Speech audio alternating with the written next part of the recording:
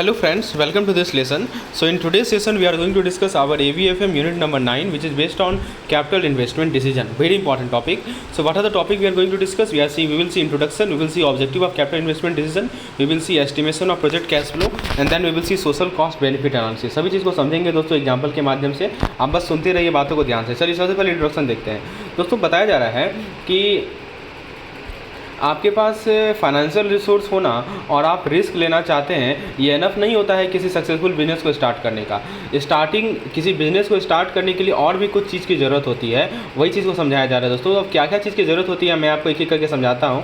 कि खाली आप ये सोच लें कि चलो मेरे पास फाइनेंशियल रिसोर्स है, हम फाइनेंशियली अच्छे हैं और हम रिस्क लेना चाहते हैं तो हम बिज़नेस कर लेंगे, ये इतना सफिशिएंट नहीं है. क्या क्या चीज़ ज़रूरत है वो मैं बताता हूँ दोस्तों.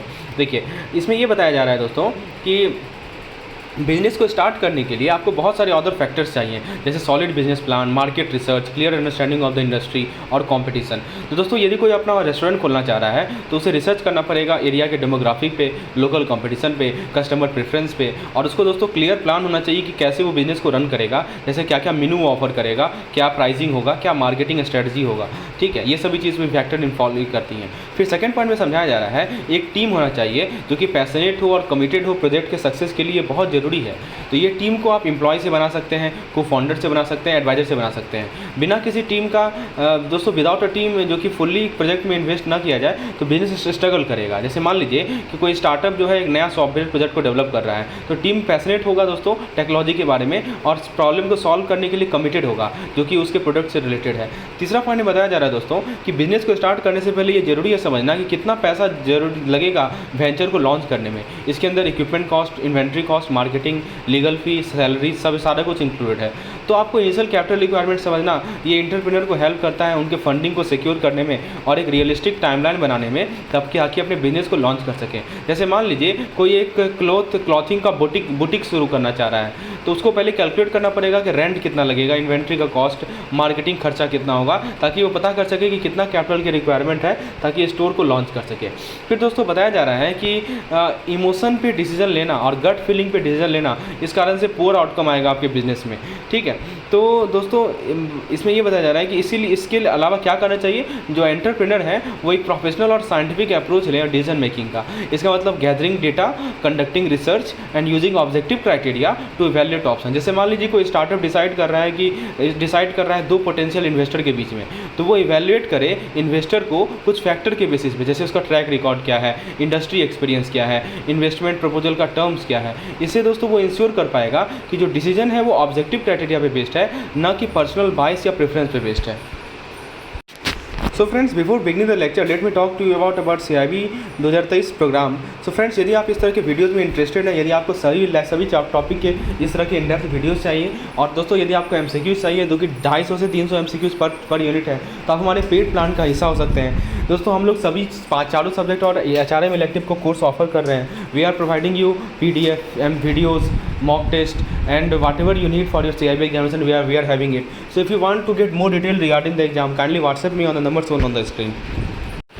दोस्तों चलिए अपनी चर्चा को जारी रखते हैं. हम लोग नेक्स्ट सेगमेंट को स्टडी करते हैं दोस्तों. देखिए हम लोग अब डिस्कस करते हैं दोस्तों कि कैपिटल इन्वेस्टमेंट डिसीजन का क्या क्या ऑब्जेक्टिव है. So let's see. अभी मैंने आपको बताया कि बिजनेस को स्टार्ट करने के लिए किन किन चीज़ों की ज़रूरत पड़ती है. अब तो ये तो हम समझ लिए. अब दोस्तों देखते हैं कि क्या क्या ऑब्जेक्टिव है, कि हम कैपिटल इन्वेस्टमेंट डिसीजन लेना का क्या क्या ऑब्जेक्टिव है. Let's see. एक एक पॉइंट को ध्यान से समझते हैं दोस्तों. Let's see. दोस्तों मैनेजमेंट का अल्टीमेट ऑब्जेक्टिव बिजनेस का ये होता है कि हम वैल्यू क्रिएट करें अपने ऑनर के लिए.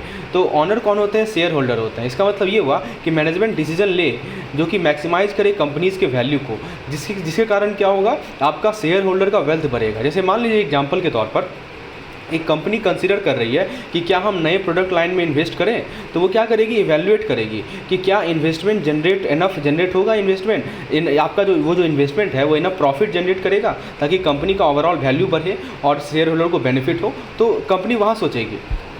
देखिए दोस्तों, जो फाइनेंस मैनेजर होती हैं उसकी रिस्पॉन्सिबिलिटी होती है कि पोटेंशियल इन्वेस्टमेंट अपॉर्चुनिटी को इवैल्यूएट करे और डिटरमाइन करे कि कौन सा इन्वेस्टमेंट है जो कि हाईएस्ट रिटर्न जनरेट करेगा और कंपनी के वैल्यू को बढ़ाएगा। जैसे मान लीजिए किसी कंपनी के पास एक्सेस कैश है और जो फाइनेंस मैनेजर है वो कंसिडर करेगा एक नए प्रोजेक्ट में इन्वेस्ट करने का या किसी कॉम्पिटिटर को एक्वायर करने का। इससे क्या होगा कि वो पोटेंशियल रिस्क को इवैल्यूएट करेगा दोस्तों, पोटेंशियल रिस्क को, और हर एक इन्वेस्टमेंट के रिस्क और रिवार्ड को इवैल्यूएट करेगा और ताकि डिटरमाइन कर सके कि कौन सा सबसे ज़्यादा बेनिफिट होगा कंपनी के लिए भी और उनके शेयर होल्डर के लिए भी। अब दोस्तों जैसे एग्जांपल के तौर पर बताया गया, इस सिनेरियो में बताया गया है कि 3 कंपनीज़ हैं, ठीक है, जिनके पास सेम रिसोर्स है, सेम इन्वेस्टमेंट ऑप्शन अवेलेबल है तीनों को। इसका मतलब ये हुआ कि कंपनी जो है सेम बेस लाइन से स्टार्ट हो रही है और उनके पास सेम अपॉर्चुनिटी है इन्वेस्ट करने का और ग्रो करने का। कंपनी ए ने क्या किया, कंपनी ए ने चूज़ किया कि वो अपने अर्निंग को डिस्ट्रीब्यूट करेगी अपने शेयर होल्डर को in the form of dividend, लाभांश के फॉर्म में।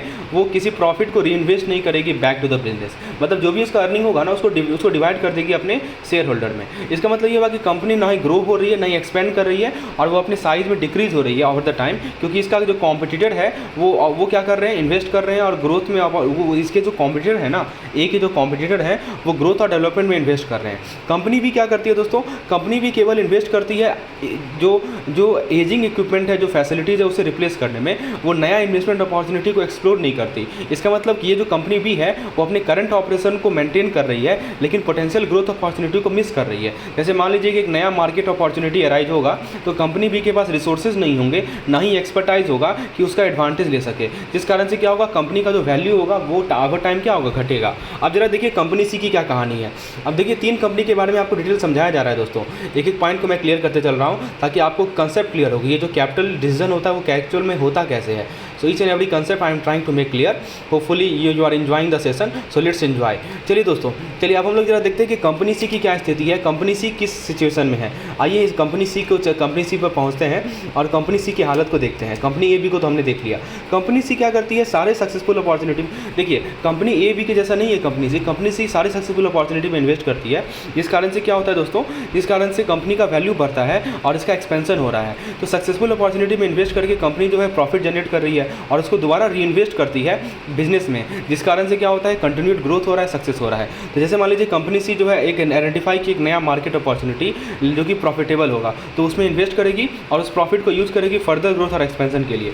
तो दोस्तों यहाँ पे ये समझाया जा रहा है कि जब कैपिटल इन्वेस्टमेंट डिसीजन आप लें तो कंपनी को इवैल्यूएट करना है कि कौन कौन से फैक्टर्स हैं जो कि डिटरमाइन करेंगे एक इन्वेस्टमेंट को सक्सेसफुल हो सकते हैं। इसके अंदर दोस्तों आप देखेंगे कि इन्वेस्टमेंट के क्या रिक्वायरमेंट है और कितनी कैपिटल की ज़रूरत पड़ेगी, कितना रिस्क और रिवार्ड रहेगा, ये भी देखना है। तो कंपनी को सोर्स, कैपिटल का सोर्स जैसे इंटरनल फंडिंग है या एक्सटर्नल इन्वेस्टर होंगे, वो कंपनी को इवैल्यूएट करना है कि कॉस्ट क्या है, ठीक है, कॉस्ट भी इवैल्यूएट करना है, इन्वेस्टमेंट का फॉर्म इवैल्यूएट करना है कि क्या ये लोन के द्वारा होगा या इक्विटी फाइनेंसिंग होगा, और फाइनली उनको कंसीडर करना है टाइम स्केड्यूल फॉर इन्वेस्टमेंट, जैसे expected timeline for generating returns. जैसे मान लीजिए एक कंपनी इन्वेस्ट करना चाह रही है नए प्रोडक्ट लाइन में, तो उसको देखना पड़ेगा कि उसके कैपिटल की रिक्वायरमेंट कितनी होगी, वो पोटेंशियल सोर्स ऑफ फंडिंग को देखेगा, फिर वो कॉस्ट को देखेगा, पोटेंशियल रिवार्ड देखेगा इन्वेस्टमेंट का, और उसको ये भी कंसीडर करना पड़ेगा कि प्रॉफिट कितने टाइमलाइन में जनरेट किया जाएगा और क्या इन्वेस्टमेंट जो है कंपनी की ओवरऑल स्ट्रेटजी गोल से अलाइन हो रहा है। तो ये आपको तीनों कंपनी के एग्जांपल समझाया गया। अब बात करते हैं दोस्तों हम लोग नेक्स्ट टॉपिक की, जो कि है estimation of project cash flow. आइए समझते हैं एक एक पॉइंट को ध्यान से। दोस्तों सबसे पहला बात किया जा रहा है कैश फ्लो के एलिमेंट्स के बारे में।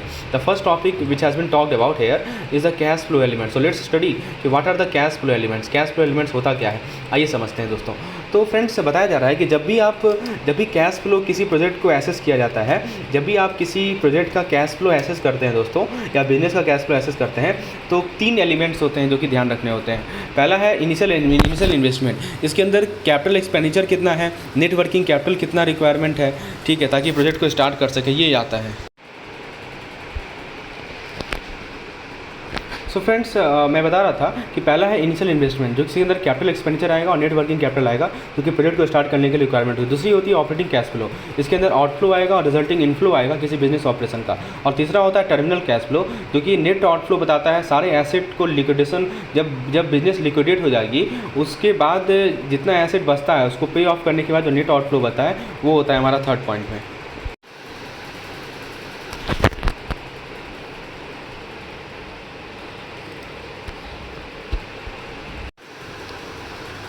दोस्तों दोस्तों इसको मैं एग्जांपल से समझाता हूँ आपको कि ये जो हमारा पहला जो टर्म कर रहा है कैश फ्लो के एलिमेंट को, उसको एग्जांपल से समझते हैं।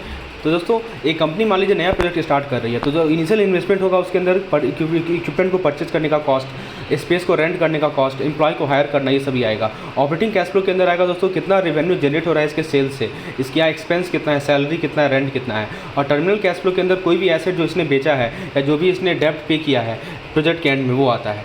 फिर दोस्तों सेकेंड पार्ट आती है हमारी एस्टिमेटिंग कैश फ्लो। ठीक है, तो इसके अंदर 4 प्रिंसिपल को फॉलो किया जाता है दोस्तों जब भी आप कैश फ्लो को एस्टिमेट करेंगे। तो पहला है दोस्तों सेपरेशन प्रिंसिपल। तो दोस्तों सेपरेशन प्रिंसिपल जो है इन्वेस्टमेंट को फाइनेंस से सेपरेट करता है। इंक्रीमेंटल प्रिंसिपल जो होता है दोस्तों, इसको मैं समझाता हूँ दोस्तों। जब भी आप कैश फ्लो को एस्टिमेट करते हैं ना, तो 4 की प्रिंसिपल होता है फॉलो करना। पहला होता है सेपरेशन प्रिंसिपल, जो कि इन्वेस्टमेंट को फाइनेंस से घटाता है। इसका मतलब ये हुआ कि जो कॉस्ट ऑफ इन्वेस्टमेंट है उसको सेपरेट किया जाएगा जितना फाइनेंसिंग यूज़ किया जा रहा है इसको पे करने के लिए। दूसरा है इंक्रीमेंटल प्रिंसिपल, ये क्या करता है दोस्तों, ये कॉस्ट को सेपरेटली एस्टिमेट करता है। इसका मतलब ये कि कॉस्ट को एस्टिमेट किया जाएगा प्रोजेक्ट बाय प्रोजेक्ट बेसिस पे rather than average over the multiple project. जैसे और तीसरा है दोस्तों पोस्ट कैश फ्लो, मतलब post tax cash flow is considered, मतलब टैक्स को ध्यान में रखा जाता है जब आप कैश फ्लो को एस्टिमेट करते हैं। और दोस्तों एक कंसिस्टेंसी प्रिंसिपल है, इसको यूज़ किया जाता है जब कैश फ्लो एस्टिमेट कंसिस्टेंट हो ओवरऑल स्ट्रैटेजी से और कंपनी के गोल से। जैसे मान लीजिए एक कंपनी कैश फ्लो को एस्टिमेट कर रही है, ठीक है, किसी नए प्रोडक्ट लाइन के लिए, तो वो देखिएगी कि वो क्या करेगी दोस्तों, वो उसको क्या रिक्वायरमेंट होगा कि इक्विपमेंट को जो परचेज करने का कॉस्ट है उसे सेपरेट करेगी किससे, कितना फाइनेंस यूज किया जा रहा है इसको पे करने के लिए। उसको दोस्तों कॉस्ट ऑफ प्रोडक्शन एस्टिमेट करना है और सेल्स को सेपरेटली एस्टिमेट करना है। ठीक है, तो ये बात ध्यान रखना है। अब बात करें दोस्तों कंपोनेंट ऑफ कैश फ्लो की, तो कंपोनेंट ऑफ कैश फ्लो का मतलब ये होता है दोस्तों बहुत सारे कंपोनेंट होते हैं जो कि कैश फ्लो को बनाते हैं। इसके अंदर फिक्स्ड कैपिटल वो अमाउंट होता है जो कि लॉन्ग टर्म एसेट के लिए रिक्वायरमेंट होती है, जैसे किसी बिल्डिंग के लिए, इक्विपमेंट के लिए। वर्किंग कैपिटल वो पैसा होता है दोस्तों जो कि रिक्वायरमेंट होती है डे टू डे ऑपरेशन के लिए, जैसे आपको एम्प्लॉय को पे करना है, इन्वेंट्री को बिल्ड करना है। इक्विटी दोस्तों बिजनेस का वैल्यू होता है जो कि शेयर होल्डर खरीदे होते हैं। लॉन्ग टर्म बोरिंग वो पैसा होता है दोस्तों जो कि लॉन्ग पीरियड ऑफ टाइम में बोरो किया जाए, जैसे किसी लोन से या किसी बॉन्ड से। दोस्तों किसी भी ऑपरेशन का जो आउटफ्लो होता है उसके अंदर एक्सपेंसेस आते हैं, परचेज आते हैं, एडमिनिस्ट्रेटिव एक्सपेंस आते हैं और इंटरेस्ट कॉस्ट आते हैं। ठीक है, इनफ्लो के अंदर दोस्तों जो भी रेवेन्यू बिजनेस जनरेट कर रही है वो आते हैं। एक एग्जांपल लेते हैं दोस्तों, मान लीजिए कंपनी एस्टिमेट कर रही है किसी नए प्रोडक्ट लाइन के लिए कैश फ्लो को, तो उसको ध्यान में रखना पड़ेगा कि इक्विपमेंट को परचेज करने का कॉस्ट कितना है जो कि फिक्स कैपिटल होगा। उसको देखना पड़ेगा कि उसे एम्प्लॉय को पे करना है, इन्वेंट्री को बिल्ड करना है, ये इसका वर्किंग कैपिटल होगा।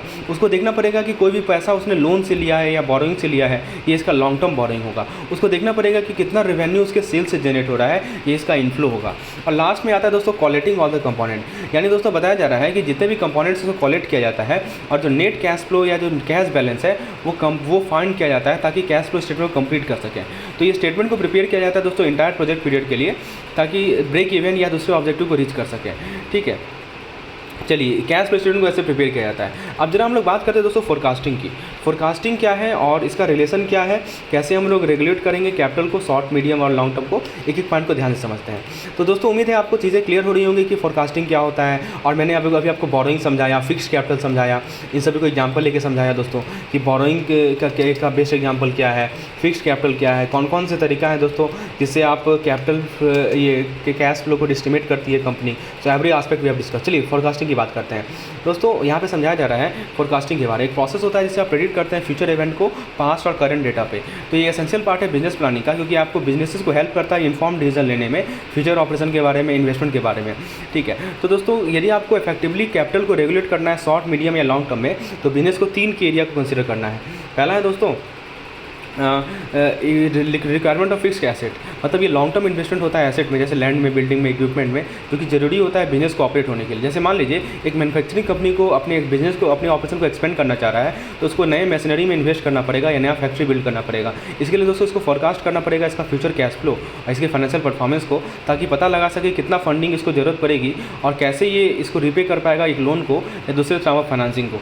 दूसरा चीज़ दोस्तों वर्किंग कैपिटल। वर्किंग कैपिटल दोस्तों वो फंड होता है जो कि बिजनेस बिजनेस को ज़रूरत पड़ती है अपने डे टू डे बेसिस पे, ठीक है। जैसे मान लीजिए रॉ मटेरियल के लिए पे करना है, सैलरीज, रेंट या दूसरा खर्चा। जैसे मान लीजिए एक रिटेल स्टोर है, उसको दोस्तों इनफ कैश रखना है अपने हाथ में ताकि इन्वेंट्री परचेज कर सके, अपने एम्प्लॉय को पे कर सके, और जब तक वो इनफ रेवेन्यू जनरेट ना कर ले इन सभी एक्सपेंस को कवर करने के लिए। तो फोरकास्टिंग किसी बिजनेस को हेल्प करता है डिटरमाइन करने में कितना वर्किंग कैपिटल उसको लगेगा और कैसे ये इफेक्टिवली मैनेज किया जाएगा ताकि इसके ऑपरेशन को सपोर्ट किया जा सके। तीसरा है दोस्तों बिजनेस एडवांस। ये एक फाइनेंशियल ऑब्लिगेशन होता है जो कि बिजनेस मीट करेगी, जैसे मान लीजिए टैक्स पे करना हुआ या दूसरा रेगुलेटरी फी है। तो फोरकास्टिंग किसी बिजनेस को हेल्प करता है एंटिसिपेट करने में उसका फ्यूचर कैश फ्लो क्या होगा और कैसे ये इन सभी ऑब्लिगेशन के लिए प्लान करेगी अकॉर्डिंगली। जैसे मान लीजिए कि एक बिजनेस को क्वार्टरली टैक्स देना है या दूसरा फी देना है जो कि ड्यू है, इससे पहले कि वो पेमेंट ले अपने कस्टमर से, तो ये अपने कैश फ्लो को फोरकास्ट करके बिजनेस इंश्योर कर सकती है कि इसके पास इनफ वर्किंग कैपिटल हो इन सभी ऑब्लिगेशन को कवर करने के लिए। तो ओवरऑल कहा जाए कि फोरकास्टिंग एक क्रिटिकल टूल है बिजनेसेस के लिए ताकि इफेक्टिवली अपने फाइनेंस को मैनेज करे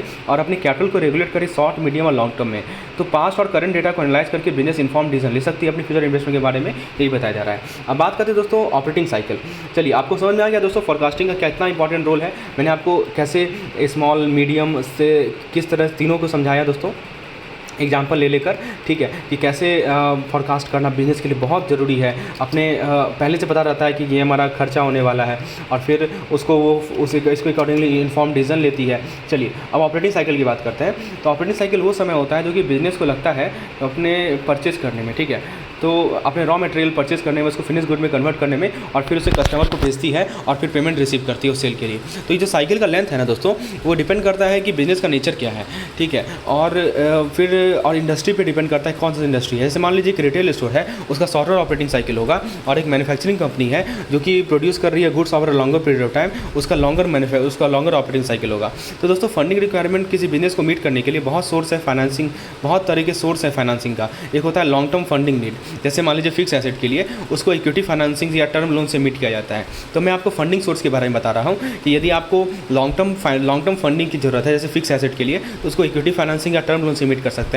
इक्विटी फाइनेंसिंग के अंदर दोस्तों फंड को रेज किया जाता है शेयर इशू करके, किसी कंपनी का ऑनरशिप इशू करके इन्वेस्टर को। और जो टर्म लोन होता है वो लॉन्ग टर्म लोन होता है जिसको रिपे किया जाएगा इंटरेस्ट के साथ, ठीक है, over a set of period of time. तो वर्किंग कैपिटल नीड को फंड किया जाता है प्रमोटर्स के द्वारा। प्रमोटर्स कौन होते हैं? कंपनी के ऑनर होते हैं, यानी तो आप बैंक लोन से भी वर्किंग कैपिटल नीड्स को फंड कर सकते हैं। लेकिन दोस्तों ये जो फंडिंग सोर्स का अवेलेबिलिटी है वो डिपेंड करता है बहुत सारे रेगुलेशंस और बिजनेस प्रैक्टिसेस पे। एक एग्जांपल ले लीजिए, एक कंपनी को दोस्तों कंपनीज एक्ट का प्रोविजन फॉलो करना पड़ता है, कंपनीज एक्ट 2013 का प्रोविजन फॉलो करना पड़ता है जब भी वो इक्विटी शेयर को इशू करेगी या डिवेंचर को इशू करेगी। दोस्तों स्पेसिफिक प्रोसीड्यूर हो सकता है, कॉम्प्लाइंस रिक्वायरमेंट हो सकता है जो कि कंपनी को फॉलो करना पड़ता है इन सिक्योरिटीज़ को इशू करने में। कंपनीज का जो डेट टू इक्विटी रेशियो है और जो क्रेडिट रेटिंग है ये भी एक इंपॉर्टेंट रोल प्ले करता है ये डिसाइड करने में इसकी कितनी क्षमता है फाइनेंस ऑपरेट करने का। एक एग्जांपल लेते हैं दोस्तों, जिस कंपनी का high debt to equity ratio होगा उसे रिस्की माना जाएगा लेंडर के द्वारा और उसको डिफिकल्ट होगा फाइनेंस लेने में। तो ओवरऑल कहा जाए कि फंडिंग रिसोर्स को मैनेज करना किसी बिजनेस का एक क्रिटिकल एस्पेक्ट है फाइनेंसिंग मैनेजमेंट का। तो आप यदि ऑपरेटिंग साइकिल को समझते हैं किसी बिजनेस का और बहुत सारे फंडिंग सोर्स अवेलेबल को समझते हैं तो बिजनेस अपने वर्किंग कैपिटल नीड को मैनेज कर सकती है और फिक्स एसेट में इन्वेस्ट कर सकती है जो कि उसके लॉन्ग टर्म ग्रोथ के लिए रिक्वायरमेंट है। लेकिन बिजनेस को अवेयर होना पड़ेगा रेगुलेशन के बारे में, बिजनेस प्रैक्टिस के बारे में, जो कि उनके फाइनेंसिंग ऑपरेशन को गवर्न करता है। चलिए अब बात करते हैं दोस्तों सेल्स, प्रोडक्शन और दूसरे फाइनेंस फंक्शनिंग बजट के बीच के रिलेशनशिप को। Let's understand each and every point with an example. मैं जहाँ जरूरत पड़ रहा है दोस्तों मैं आपको मैं एग्जांपल के द्वारा समझा रहा हूँ। अभी मैंने आपको क्या समझाया दोस्तों, अब अभी मैंने लास्ट स्लाइड में मैंने आपको बताया ना कि बेसिकली कि हमारा किसी कंपनी को जो फाइनेंसिंग होता है वो किन किन तरह से होता है। जैसे मैंने आपको टर्म लोन के बारे में बताया, फिर इक्विटी इन्वेस्टिंग के बारे में समझाया। चलिए आगे शुरुआत करते हैं हम लोग और फिर नेक्स्ट पॉइंट को समझते हैं। हम लोग देखेंगे दोस्तों क्या रिलेशनशिप है हमारा फोरकास्टिंग, सेल्स और प्रोडक्शन पे। चलिए जब भी बिजनेस को सेटअप किया जाता है दोस्तों तो इसको फंड चाहिए होता है अपने प्रोजेक्ट को स्टार्ट करने के लिए, नहीं वो तो चाहिए ही चाहिए, लेकिन दोस्तों अपने बिजनेस को रन करने के लिए भी फंड चाहिए। तो एक्यूरेटली यदि फोरकास्ट करना है कितना फंडिंग की रिक्वायरमेंट है तो बिजनेस को कंसिडर करना पड़ेगा कि कितना फंड चाहिए बिजनेस को रन करने के लिए और साथ ही साथ कितना फंड चाहिए जो कि सेल्स और सर्विस से आएगा। तो सेल्स और प्रोडक्शन के अपार्ट दोस्तों बिजनेस को कुछ अदर फंक्शंस भी होते हैं, कुछ सर्विसेज होती हैं जो कि रिक्वायरमेंट होती है इसकी डे टू डे एक्टिविटीज़ के लिए। इसके अंदर दोस्तों जैसे कुछ डिपार्टमेंट्स होते हैं जैसे account department, finance, marketing, administration, human resource, maintenance, public relation, legal and compliance, information technology, research and development, logistic, procurement, supply chain management. तो ये जो जितने भी डिपार्टमेंट है इन सभी का खर्चा होता है जिसको एस्टिमेट करना पड़ता है ताकि एक्यूरेटली फोरकास्ट कर सकें कितना कैश चाहिए वर्किंग कैपिटल के लिए। जैसे मान लीजिए जो मार्केटिंग डिपार्टमेंट है उसको फंड चाहिए एडवर्टीजमेंट के लिए, प्रमोशन के लिए। ह्यूमन रिसोर्स डिपार्टमेंट को चाहिए फंड एम्प्लॉय सैलरी के लिए, बेनिफिट के लिए। IT डिपार्टमेंट को फंड चाहिए हार्डवेयर के लिए, सॉफ्टवेयर मेंटेनेंस के लिए। लॉजिस्टिक डिपार्टमेंट को फंड चाहिए ट्रांसपोर्टेशन स्टोरेज के लिए। लीगल कॉम्प्लाइंस डिपार्टमेंट को फंड चाहिए लीगल फीस और कॉम्प्लाइंस कॉस्ट के लिए। रिसर्च एंड डेवलपमेंट डिपार्टमेंट को फंड चाहिए रिसर्च एंड इनोवेशन पीरियड के लिए। तो ओवरऑल किसी एक्सपेंस को एस्टिमेट करना क्योंकि सारे इन हाउस सर्विस से रिलेटेड है और ये बहुत क्रिटिकल है फोरकास्टिंग करना कि कितना कैश रिक्वायरमेंट है वर्किंग कैपिटल के लिए। इससे दोस्तों बिजनेस क्या होती है कि इफेक्टिवली मैनेज कर सकती है अपने फाइनेंस को और इंश्योर कर सकती है कि उसके पास एनफ फंड हो अपने बिजनेस को स्मूथली रन करने के लिए और साथ ही साथ वो इन्वेस्ट भी करे ग्रोथ अपॉर्चुनिटी में। तो वही बताया गया है दोस्तों सेल्स, प्रोडक्शन और दूसरे फंक्शनल बजट में क्या रिलेशनशिप है, ठीक है। तो इसको ये सभी मैनेज करना बहुत ज़रूरी है। अब जरा बात करते हैं दोस्तों कैश फोरकास्टिंग के। Let's talk about cash forecasting. So friends, cash forecast क्या होता है? कैश फोरकास्ट एक इंपॉर्टेंट पार्ट होता है किसी बिजनेस के फाइनेंसिंग प्लानिंग का। तो जब भी आप कैश फोरकास्ट को क्रिएट करते हैं ज़रूरी है कंसीडर करना कि कैश का इनफ्लो सेल्स और सर्विसेज से। तो दोस्तों यदि आपको सेल्स फोरकास्ट करना है तो बिजनेस को कंसीडर करना पड़ेगा बहुत सारे फैक्टर्स जो कि उसके रेवेन्यू को इम्पैक्ट कर सकते हैं, जैसे डिमांड फॉर देयर प्रोडक्ट और services, production capacity, availability of raw material, pricing strategies, competition, market penetration requirement. जैसे मान लीजिए एक क्लॉथिंग मैन्युफैक्चरर है, उसको कुछ फैक्टर कंसीडर करना पड़ेगा जैसे changing fashion trend, customer preferences, जब भी वो सेल्स को फोरकास्ट करे। दोस्तों फोरकास्ट के अंदर ये भी बात ध्यान में रखिएगा कि इंसेंटिव का क्या कॉस्ट है, डिस्काउंट क्या कितना दिया जा रहा है मार्केटिंग टीम को। जैसे मान लीजिए एक बिजनेस डिस्काउंट ऑफर करती है अपने प्रोडक्ट पे ताकि कस्टमर को इंसेंटिवाइज कर सके खरीदने के लिए, तो ये दोस्तों इसे फैक्टर किया जाएगा कैश फोरकास्ट में। इसके अलावा दोस्तों बिजनेस ये भी देखे कि सेल कैंपेन का, एग्जीबिशन का, टूरिंग का, एडवर्टीजमेंट का क्या कॉस्ट पड़ रहा है जब वो अपने कैश इनफ्लो को फोरकास्ट करे। जैसे कोई बिजनेस दोस्तों एक ट्रेड शो को अटेंड कर रही है अपने प्रोडक्ट को शोकेस करने के लिए, तो कुछ खर्चा तो लगेगा ना, जैसे ट्रैवल का, लॉजिंग कॉस्ट का, जिसको कैश फोरकास्ट में फैक्टर करना पड़ेगा। तो दोस्तों फाइनली बताया जा रहा है कि जो अवेलेबिलिटी है या इंगेजमेंट है वर्किंग कैपिटल फंड का वो कंसीडर किया जाएगा जब भी आप कैश इनफ्लो को फोरकास्ट करें। तो दोस्तों वर्किंग कैपिटल फंड को यूज किया जाता है अपने डे टू डे ऑपरेशन को फाइनेंस करने के लिए और बिना एडिक्वेट वर्किंग कैपिटल का एक बिजनेस स्ट्रगल करेगी अपने फाइनेंशियल ऑब्लिगेशन को मीट करने में। इसीलिए बिजनेस को इंश्योर करना है कि उसके पास इनफ वर्किंग कैपिटल हो ताकि अपने कैश फ्लो रिक्वायरमेंट को मीट कर सके। तो ओवरऑल एक कैश फोरकास्ट क्रिएट करना जो कि सारे फैक्टर्स को, इन सभी फैक्टर्स को ध्यान में रखेगा, वो बिजनेस को हेल्प करेगा अपने फाइनेंस को इफेक्टिवली प्लान करने में और एक इन्फॉर्म डिसीजन बिजनेस ले सकेंगे अपने फ्यूचर इन्वेस्टमेंट के लिए और ग्रोथ के लिए। तो दोस्तों ये था हमारा part 1 lecture. Part 2 lecture paid member के लिए अवेलेबल रहेगा। यदि आप इस तरह के वीडियोस चाहते हैं दोस्तों प्रॉपर एक्सप्लेनेशन के साथ तो हमारे पेड प्रोग्राम का हिस्सा बन सकते हैं। डिटेल जानकारी के लिए आप मुझे व्हाट्सएप करें इस नंबर पर। धन्यवाद।